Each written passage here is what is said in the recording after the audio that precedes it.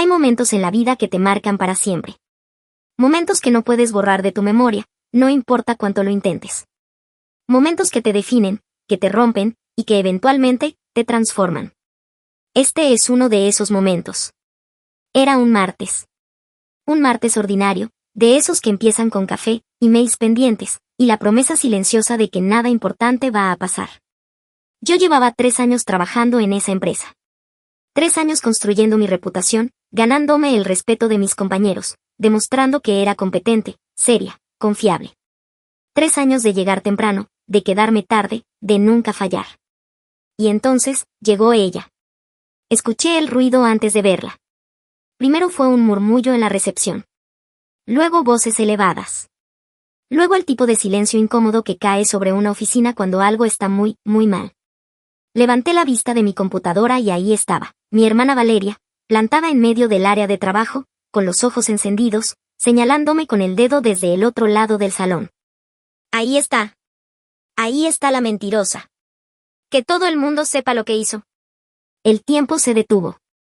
Podía sentir cada mirada clavándose en mí. Mi jefa, la señora Monterroso, salió de su oficina con cara de confusión y alarma.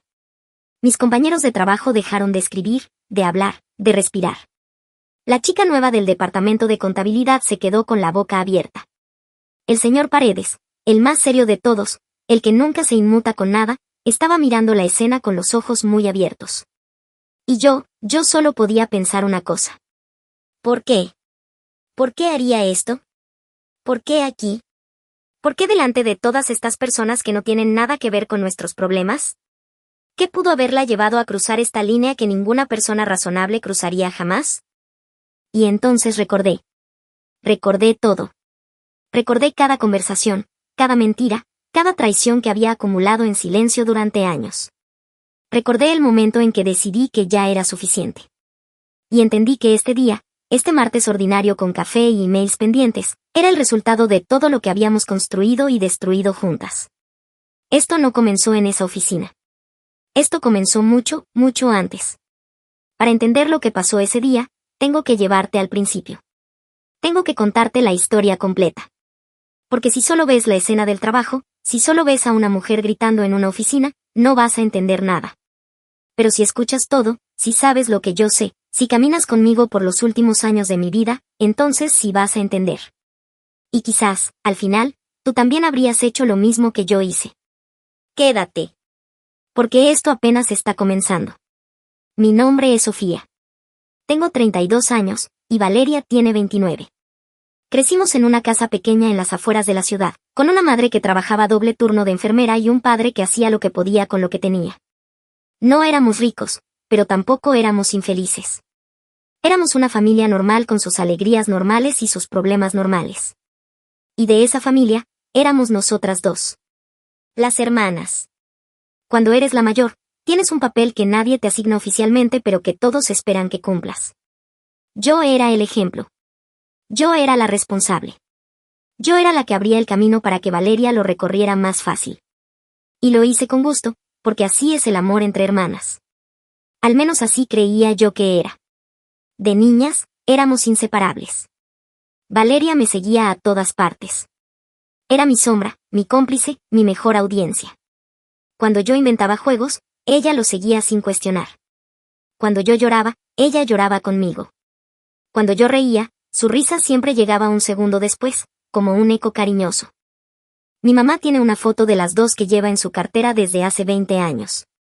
Estamos sentadas bajo el árbol de mango del patio trasero, yo con el brazo sobre el hombro de Valeria, las dos sonriendo como si el mundo fuera un lugar completamente seguro. Como si nada pudiera separarnos jamás. Guardo esa imagen en mi cabeza cuando las cosas se pusieron mal. La uso como evidencia de que una vez fuimos reales. De que lo que teníamos una vez fue genuino. Pero los niños crecen. Y a veces, cuando crecen, se vuelven personas que nunca imaginaste que serían. El primer cambio que noté fue cuando Valeria cumplió 15 años. De repente, mi sombra quería ser el centro.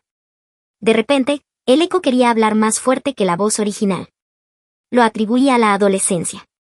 Lo atribuía a hormonas, a inseguridades, a esa etapa complicada que todos atravesamos. Fui paciente. Fui comprensiva. Seguí siendo la hermana mayor que siempre había sido. Pero había algo más. Algo que tardé años en reconocer y nombrar claramente. Valeria tenía envidia. No la envidia pequeña y pasajera que todos sentimos alguna vez. Era algo más profundo, más constante, más quieto y peligroso. Era la envidia que sonríe cuando te mira y que por dentro está contando tus logros como si fueran deudas que le debes. Era la envidia que te abraza con un brazo y con el otro te empuja sin que lo notes. Cuando terminé la preparatoria con honores, mi mamá puso mi diploma en la sala. Valeria no dijo nada, pero esa noche escuché que le decía a una amiga por teléfono que yo siempre tenía que ser la mejor de todo. Como si mis logros fueran una ofensa personal. Cuando empecé la universidad y conseguí una beca parcial, Valeria le dijo a mi papá que yo siempre recibía todo lo que quería. Mi papá no entendió el comentario. Yo tampoco, porque había trabajado durante meses para ganarme esa beca. Nadie me la regaló. Cuando tuve mi primer novio serio, Valeria encontró la manera de pasarse más tiempo con él que yo misma. Decía que solo eran amigos. Yo le creí. Porque era mi hermana. Porque bajo el árbol de mango del patio éramos inseparables. Porque las hermanas no se hacen eso. Qué ingenua fui. Pero todavía no llegamos a la gran traición. Todavía estamos en el prólogo. Todavía estamos en la parte donde yo seguía creyendo que lo que teníamos era real. Eso estaba a punto de cambiar para siempre. Hace 4 años, Valeria me llamó llorando. Y cuando Valeria llora, llora de verdad. Eso siempre fue su talento especial, la capacidad de hacer que sus lágrimas se sintieran como la cosa más urgente y real del mundo. Su voz se quiebra exactamente en el momento correcto. Sus palabras salen entrecortadas de una manera que te parte el corazón. Yo caía siempre. Siempre. Esa noche me dijo que estaba en un problema muy serio. Que había firmado un contrato de arrendamiento para un departamento y que el propietario le había pedido 3 meses de depósito por adelantado. Que su novio de ese entonces, un tipo llamado Rodrigo que nunca me cayó bien, la había dejado plantada y se había llevado el dinero que habían ahorrado juntos. Que si no pagaba en 48 horas, iba a perder el departamento y todo el dinero que ya había dado como anticipo. Sofía, necesito que me prestes 50,000 pesos. Sé que es mucho. Sé que no tengo derecho a pedirte esto. Pero no tengo a nadie más. Solo te tengo a ti. 50,000 pesos. Para ponerlo en contexto, eran mis ahorros de 2 años. 2 años de privaciones, de no salir de vacaciones, de no comprarme cosas que quería, de llevar el lunch de casa para no gastar en restaurantes. 2 años de decirme a mí misma que estaba construyendo un colchón para el futuro. Mis manos temblaron cuando miré el saldo de mi cuenta esa noche. Pero era mi hermana. Era la niña de la foto bajo el árbol de mango. Era el eco de mi risa. Era mi sangre. Se los presté. Le hice la transferencia a las 11 de la noche y ella me mandó un mensaje que decía, eres la mejor hermana del mundo. Te lo juro por mamá que te lo devuelvo en 6 meses. Los 6 meses pasaron. No llegó ningún pago. A los 7 meses le pregunté con cuidado, con tacto, con todo el amor del mundo. Me dijo que había tenido gastos imprevistos pero que en 2 meses más me pagaba. A los 9 meses, cuando pregunté de nuevo, su tono cambió. Me dijo que yo le estaba presionando y que eso no era lo que hacen las hermanas. Me dijo que estaba pasando por un momento difícil y que mi falta de empatía la sorprendía. Me quedé sin palabras. Porque ¿cómo es posible? ¿Cómo es posible que la persona que te debe dinero te haga sentir que tú eres la mala de la historia por pedirlo de regreso? Pero no dije nada más. Tragué. Esperé. Seguí siendo la hermana mayor paciente y comprensiva de siempre.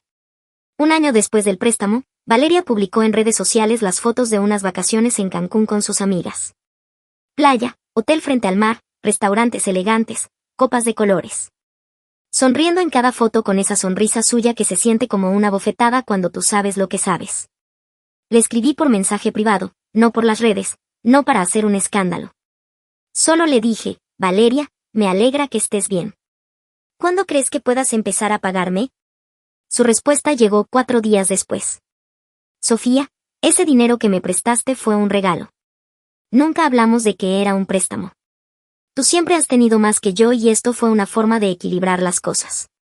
Si tienes problema con eso, el problema es tuyo, no mío. Leí ese mensaje 3 veces. 4. 5. 6. Un regalo. Lo llamó un regalo. Y en ese momento, algo dentro de mí se rompió. No de tristeza.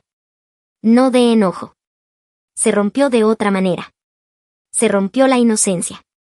Se rompió la versión de mí que seguía creyendo que nuestra relación era lo que yo pensaba que era. Pero incluso entonces, incluso en ese momento de quiebre absoluto, no hice nada. Guardé el mensaje. Guardé las fotos de Cancún. Y seguí adelante con mi vida. Porque todavía no sabía lo que venía después. Todavía no sabía que el préstamo era solo el comienzo. Hace 2 años conocí a Marcos. Marcos era diferente. O al menos eso creí. Era tranquilo, atento, del tipo de persona que escucha de verdad cuando hablas, que te mira a los ojos, que recuerda las cosas pequeñas que dijiste semanas antes. Era ingeniero, tenía su propio departamento, era estable emocionalmente, al menos en la superficie. Me enamoré. Me enamoré de una manera que hacía mucho tiempo no me pasaba. Me enamoré de la forma en que duele porque te importa, de la forma que te hace vulnerable porque tiene poder sobre ti. Y cometí el error más grande de mi vida. Lo presenté con mi familia. Lo llevé a una cena familiar. Ahí estaba Valeria, con esa sonrisa que ya empezaba a leerme diferente, esa sonrisa que yo ahora reconozco pero que entonces seguía confundiendo con cariño. Marcos fue amable con todos. Mi mamá lo adoró. Mi papá lo aprobó con una palmada en el hombro. Valeria dijo que era muy guapo y muy simpático y que yo había tenido mucha suerte. Esa frase debió haberme dicho todo. Tú habías tenido suerte. Como si yo no mereciera lo que tenía. Como si Marcos fuera un premio que me había tocado por accidente y no el resultado de años de trabajo en mí misma, de sanarme, de aprender a elegir mejor. Durante los primeros meses con Marcos, todo fue bien. Era feliz. Genuinamente feliz. Y me permitía hacerlo, lo cual ya de por sí era un avance enorme para mí. Pero entonces, aproximadamente 6 meses después, Marcos empezó a cambiar. Pequeñas cosas al principio. Llegaba tarde sin avisar. Contestaba el teléfono y salía de la habitación. Se ponía a la defensiva cuando yo preguntaba algo inocente. Me di cuenta de que algo estaba pasando, pero me resistía a creerlo porque no quería que mi miedo me hiciera imaginar cosas que no existían. Un día, revisando el teléfono de Marcos porque él me lo pidió para buscar un restaurante mientras él manejaba, vi un mensaje. Un mensaje de Valeria. No era un mensaje de amigos. No era hola, ¿cómo estás? ¿Cuándo van a venir a cenar? Era algo completamente diferente. Era algo que, cuando lo leí, sentí como si el suelo desapareciera debajo de mis pies. No voy a repetir las palabras exactas. Pero sí voy a decirte esto. Era una conversación entre 2 personas que llevaban tiempo en contacto de una manera que yo no sabía. Una conversación que tenía historia. Una conversación que no empezó ese día. Mi hermana. Mi hermana menor. La niña de la foto bajo el árbol de mango. Estaba teniendo una relación clandestina con el hombre que yo amaba. No grité. No lloré. No tiré el teléfono. Lo que hice fue tomar una foto de esa pantalla con calma absoluta, poner el teléfono donde estaba, y decirle a Marcos que el restaurante que buscaba estaba en la siguiente calle a la derecha. Porque en ese momento entendí algo fundamental: si yo reaccionaba ahí, si perdía el control, si dejaba que mis emociones tomaran el mando, iba a perder. Y yo no iba a perder esta vez. Esta vez, iba a pensar. Iba a planear. Iba a actuar en el momento correcto, de la manera correcta. Esta vez, yo iba a decidir cómo terminaba esta historia. Hay algo que la gente no entiende sobre la traición. La gente cree que cuando te traicionan, lo que sientes primero es dolor. Y sí, el dolor llega. Pero lo que llega antes, justo en ese primer instante de claridad absoluta, es algo diferente.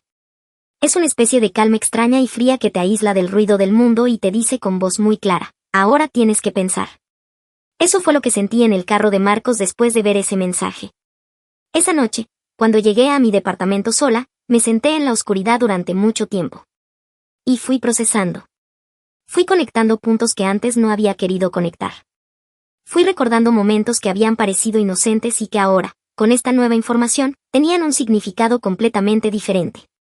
Las veces que Valeria preguntaba por Marcos cuando yo no la había invitado a pensar en él. Las veces que aparecía en lugares donde sabía que Marcos iba a estar.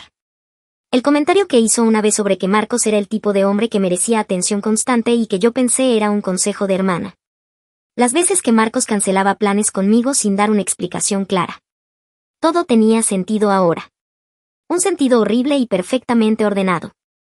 Esa noche tomé una decisión. No iba a confrontar a ninguno de los dos todavía. Primero iba a saber exactamente qué tan profundo llegaba todo esto. Primero iba a tener pruebas completas. Primero iba a estar completamente preparada. Durante las siguientes 3 semanas, fui la novia perfecta. Sonreía. Cocinaba. Planeaba salidas. Llamaba a Valeria como si nada, le preguntaba cómo estaba, le contaba cosas de mi vida como siempre había hecho. Mientras tanto, por dentro, estaba documentando todo. Descubrí que llevaban al menos 4 meses en contacto de esa manera. 4 meses de mensajes, de llamadas, de encuentros que yo desconocía completamente. 4 meses en los que yo estaba enamorada de un hombre que estaba traicionándome con mi propia hermana. También descubrí algo más, algo que quizás fue lo que más me sorprendió. Valeria le había contado a Marcos cosas sobre mí. Cosas íntimas. Conversaciones privadas que yo había tenido con ella como hermana, en momentos de confianza, en momentos vulnerables. Mis miedos. Mis inseguridades. Cosas que le conté porque la amaba y confiaba en ella.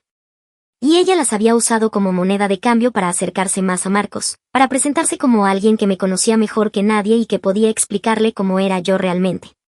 Eso fue lo que más dolió. No la traición de Marcos. La traición de Valeria. Porque Marcos era alguien que llevaba 2 años en mi vida. Pero Valeria llevaba 32 años. Cuando tuve todo lo que necesitaba, cuando estaba completamente preparada, tomé otra decisión. No iba a hacer una escena. No iba a mandar mensajes furiosos. No iba a publicar nada en redes sociales ni iba a llamar a mi mamá llorando. Iba a terminar las cosas de manera limpia, directa y definitiva. Rompí con Marcos una tarde tranquila en un café. Lo hice en un lugar público porque quería ser civilizada. Le dije que había descubierto todo. Le mostré lo que tenía. Vi cómo se ponía pálido, cómo empezaba a buscar palabras que no existían, cómo abría la boca sin que saliera nada útil. No le di espacio para explicaciones. No estaba ahí para escuchar explicaciones. Solo le dije lo que sabía y le deseé una vida tranquila. Y luego hice algo que él claramente no esperaba. Me levanté. Pagué mi café. Y me fui. Sin gritos. Sin lágrimas. Sin el espectáculo que probablemente esperaba. Con Valeria hice algo diferente. Algo que ella tampoco esperaba. La llamé y le dije que necesitaba hablar con ella. Que tenía algo importante que contarle sobre mi relación con Marcos. Usé un tono preocupado, casi urgente. Valeria llegó a mi departamento esa tarde con cara de curiosidad y algo que ahora reconozco como nerviosismo disimulado. Le conté que había terminado con Marcos. No le dije que sabía nada de los dos.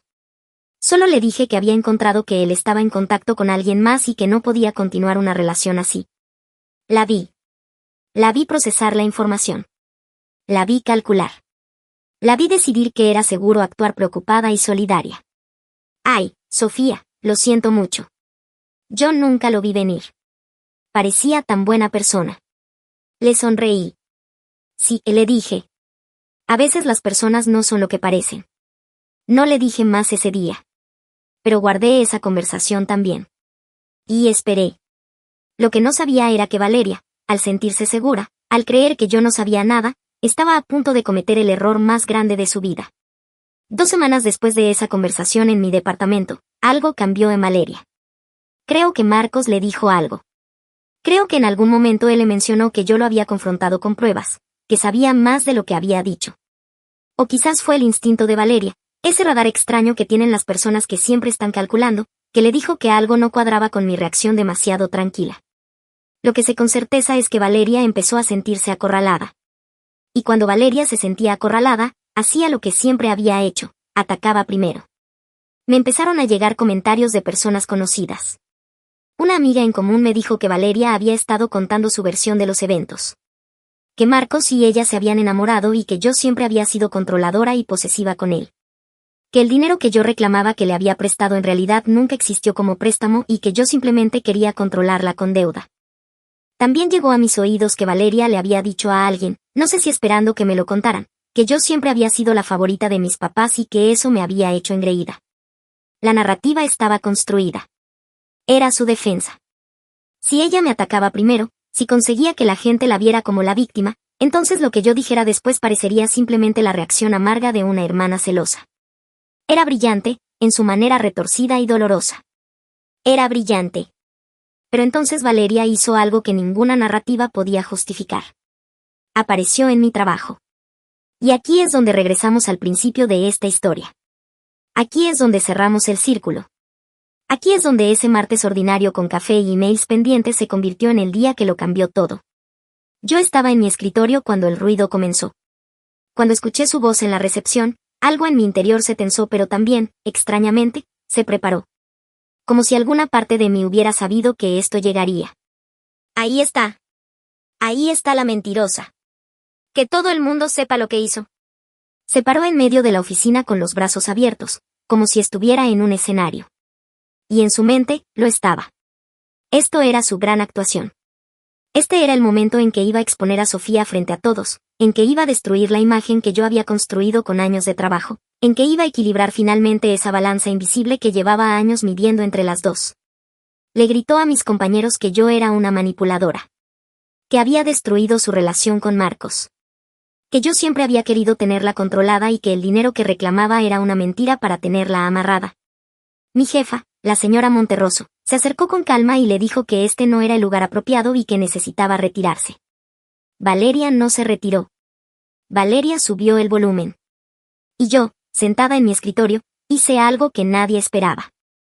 Me quedé completamente quieta. No me levanté. No grité. No le respondí. Solo la miré.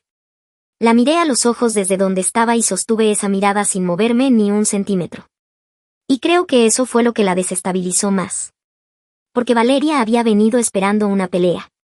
Había venido esperando que yo me quebrara, que me pusiera a la defensiva, que llorara o que gritara o que hiciera algo que la hiciera verse bien en comparación. Había venido a un combate y yo no había recogido los guantes. La señora Monterroso le dijo por segunda vez que se retirara o llamaría a seguridad. Valeria miró alrededor. Miró a mis compañeros que la observaban en silencio. Miró a mi jefa con cara de autoridad serena. Y me miró a mí, sentada, tranquila, mirándola. Y algo en ella vaciló. Se fue.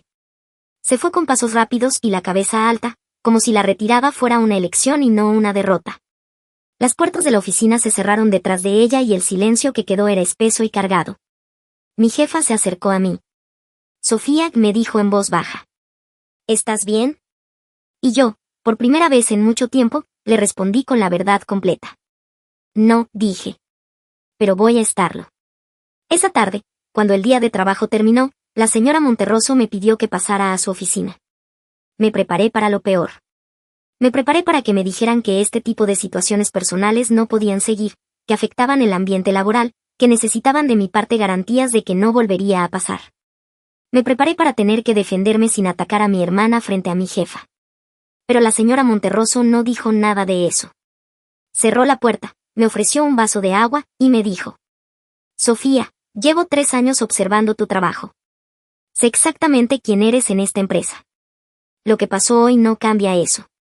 Pero sí me importa saber si estás a salvo. No esperaba eso. Y en ese momento, por primera vez en semanas, sentí que los ojos se me llenaban de lágrimas. No de tristeza. De alivio. Del alivio de que alguien, finalmente, me viera a mí y no la escena. Le conté todo. No con drama, no con detalles innecesarios, sino con la claridad fría y ordenada que había estado cultivando durante semanas. Le hablé del dinero. Le hablé de Marcos. Le hablé de la campaña de desinformación que Valeria había emprendido.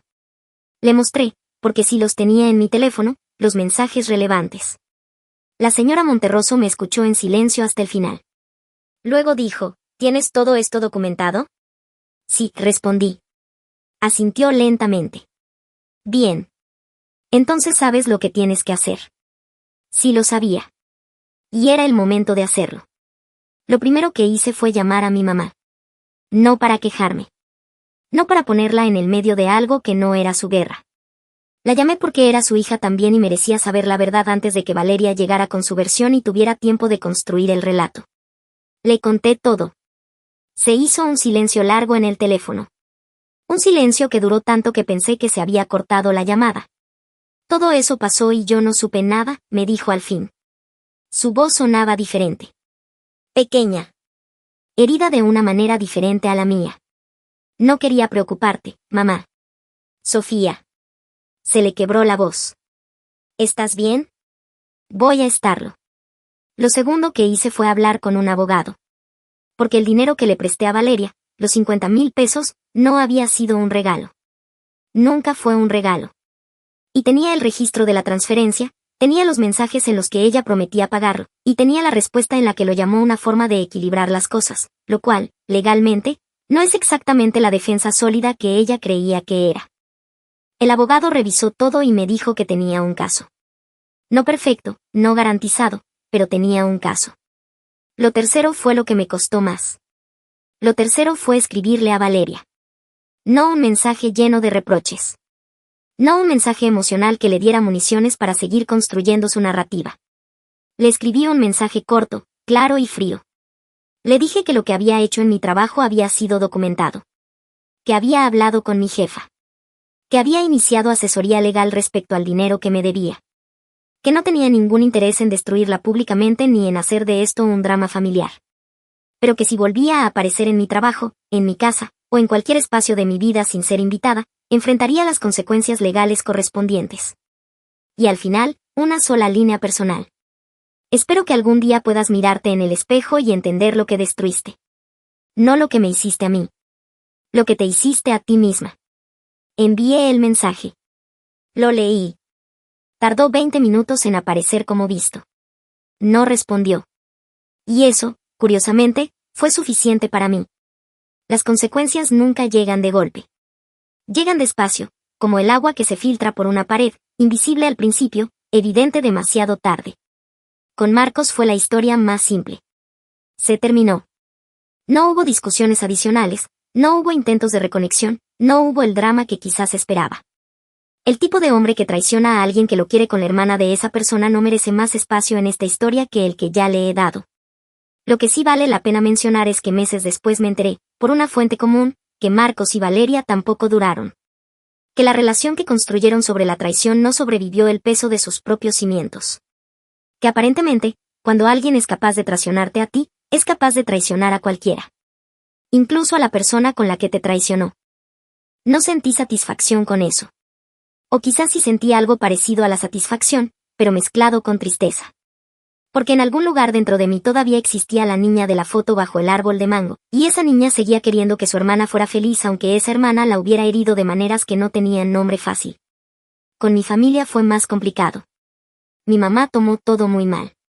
No mal contra mí, sino mal en el sentido de que una madre que descubre que una de sus hijas le robó a la otra y tuvo una relación clandestina con el novio de la otra. Eso no tiene manual de instrucciones.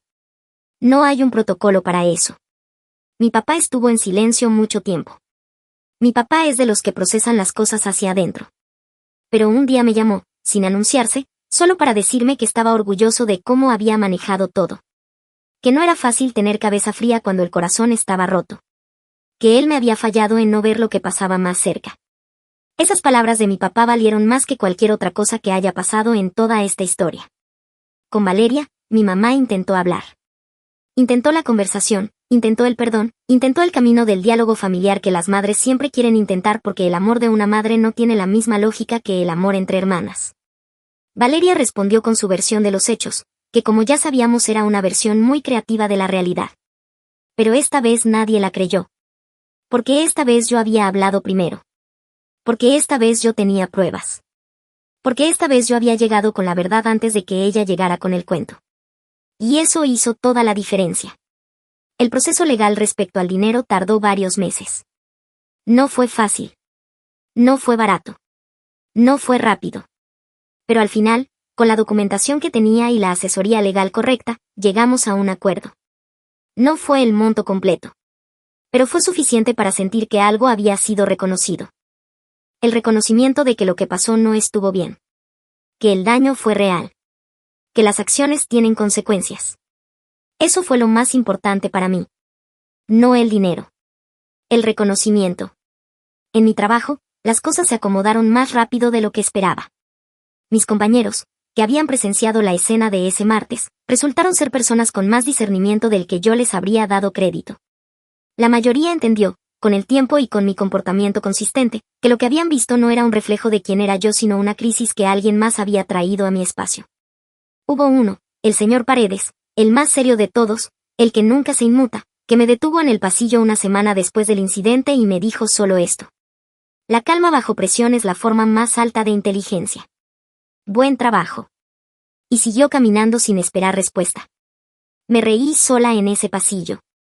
Una risa pequeña, sorprendida, real. Y fue la primera vez que me reí de verdad en mucho tiempo. Hoy han pasado más de un año desde ese martes en la oficina. He tenido tiempo de pensar. De procesar. De hablar con personas que me ayudaron a ordenar todo esto, incluyendo una terapeuta maravillosa que me hizo ver cosas que yo sola no habría podido ver con la misma claridad. Y lo que aprendí, lo que realmente aprendí de todo esto, no es lo que esperaba aprender. Esperaba aprender algo sobre la traición. Sobre cómo protegerte. Sobre señales de alerta que deberías reconocer antes. Y si aprendí esas cosas. Pero no fue lo más importante. Lo más importante que aprendí fue sobre mí misma. Aprendí que durante años había confundido aguantar con amar. Había creído que seguir al lado de alguien que me dañaba, que seguir prestando dinero que no me pagaban, que seguir perdonando sin que hubiera cambio real, era una demostración de lo mucho que quería a mi hermana. Que el amor se medía en cuanto eras capaz de tolerar. Eso no es amor. Eso es miedo. Miedo a perder la relación. Miedo a ser la persona que se rinde. Miedo a quedarte sin la persona que supuestamente debería estar ahí para siempre. Aprendí que el silencio que guardé durante años no fue paciencia. Fue una forma de hacerme cómplice de mi propio daño. Cada vez que callaba, cada vez que me decía así es ella, así la acepto, estaba enviando un mensaje claro de que ese trato era aceptable. Y nada de eso era aceptable. Aprendí que la sangre no garantiza el amor. Que puedes querer profundamente a alguien con quien comparte tus genes y que esa persona puede no corresponderte de la misma manera. Y que reconocer eso, aunque duela, es más honesto y más sano que seguir construyendo una relación sobre una ilusión. Aprendí que poner límites no es crueldad. Es autorrespeto. Es la declaración de que tu bienestar importa, de que tu espacio importa, de que tú importas. Y que las personas que se enojan cuando pones límites generalmente son las personas que se habían beneficiado de que no los tuvieras. Aprendí que reaccionar con calma no es debilidad. Es el poder más subestimado que existe. Cuando Valeria llegó a mi trabajo buscando una explosión y no la encontró, cuando buscó a una Sofía destrozada y encontró a una Sofía quieta y entera, eso fue más devastador para su plan que cualquier grito que yo hubiera podido dar. La calma es poder. La preparación es poder. La verdad documentada es poder. Y también aprendí esto, que quizás es lo más difícil de todo. Perdonar no significa reconciliarse. Perdonar no significa darle a alguien otra oportunidad de hacerte daño. Perdonar significa soltar la carga. Significa dejar de cargar el peso de lo que te hicieron como si fuera tuyo. Significa decirle a tu propio corazón, esto pasó, fue real, dolió, y ahora lo suelto para poder seguir. No sé si algún día voy a tener una relación normal con Valeria. Honestamente, no sé si eso es posible. No sé si quiero que sea posible. Y he aprendido que no tengo que saber eso todavía. Que está bien no tener esa respuesta. Que la vida no siempre cierra con un lazo perfecto y eso no significa que hayas fallado. Lo que sí sé es que soy diferente ahora. Mejor, creo. Más honesta conmigo misma. Más clara sobre lo que acepto y lo que no. Más capaz de reconocer cuando alguien me cuida de verdad y cuando alguien simplemente me está usando. Y eso, curiosamente, es el regalo más extraño que me dejó todo este dolor.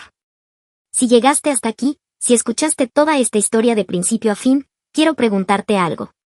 ¿Hay alguien en tu vida que se parece a Valeria? No me refiero a alguien que haya hecho exactamente lo mismo. Me refiero a alguien que toma de ti sin dar a cambio. Alguien cuya versión de las cosas siempre te pone a ti como el problema. Alguien que cuando tú triunfas sonríe con la boca y aprieta los dientes por dentro.